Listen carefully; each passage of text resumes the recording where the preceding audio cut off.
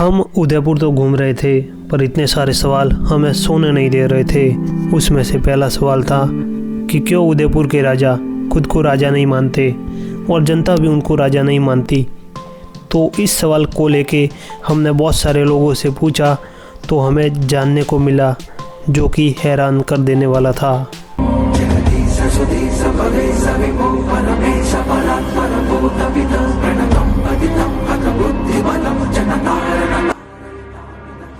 लोगों का कहना था मेवाड़ के महाराजा खुद को भगवान शिव का सेवक मानते हैं, इसीलिए राजा खुद को राजा न मानकर भगवान एकलिंग जी का सेवक मानते हैं। ये पहेली सुलझने के बाद दूसरा सवाल हमारे सामने था कि इतना बड़ा महल आखिर क्यों बनाया होगा।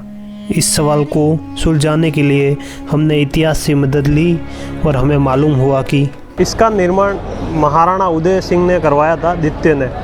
पहले चित्तौड़गढ़ जो था वो राजधानी हुआ करता था, पर वहाँ पे मुग़लों का आक्रमण बहुत सारे हो गए थे। इसके कारण हस्तांतरित करके सिटी पैलेस का निर्माण करवाया और इसको राजधानी बनाया मेवाड़ की। चित्तौड़गढ़ छोड़ने के बाद मेवाड़ को एक सुरक्षित राजधानी की ज़रूरत थी। अरावली के पहाड़ों और झीलों के बीच उदयपुर को बसाया गया। सिटी पैलेस एक दिन में नहीं बना, इसका निर्माण 400 सालों तक चला था।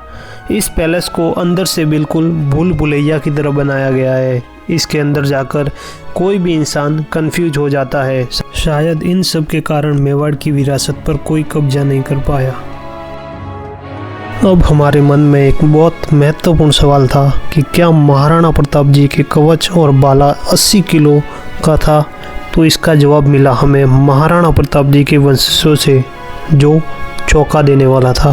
राणा थारी दकाल सुनने अकबर भूजो जाय।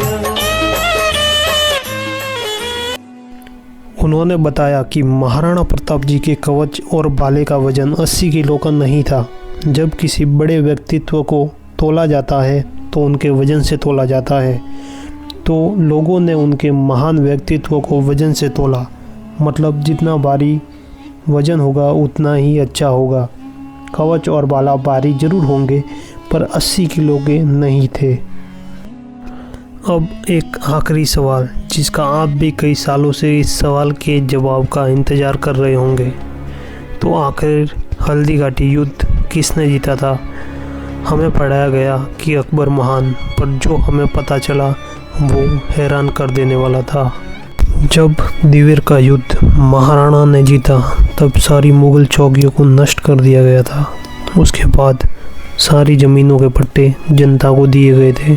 अगर महाराणा युद्ध में हारे होते तो भूमि के पट्टे जनता को कैसे दे देते।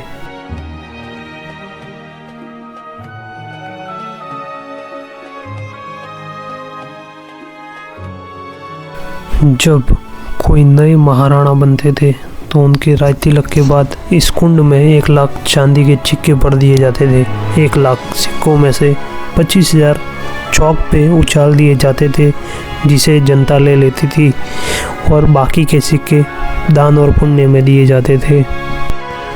यह जो पैलेस है 22 शासकों के योगदान से 400 वर्षों में इसका कार्य पूर्ण हुआ है।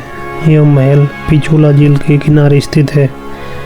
यह संगमरमर और ग्रेनाइट से बना हुआ है, जिसमें राजस्थानी और मुग़ल शैलियों का मिश्रण है, और इसके अंदर से पूरा भूल भुलैया जैसा बना हुआ है। ये महल मेवाड़ के शासकों का निवास स्थान और प्रशासन का केंद्र था, और इसमें महाराणा भूपाल सिंह जी ने राजस्थान विलय पत्र पर हस्ताक्षर किए थे। यहाँ पर मेवाड़ राजघराने के तमाम हथियार, कीमती चीज़ें और कवच वगैरह सजो के रखे गए हैं। महाराणा प्रताप के हथियार और कवच भी इधर ही है।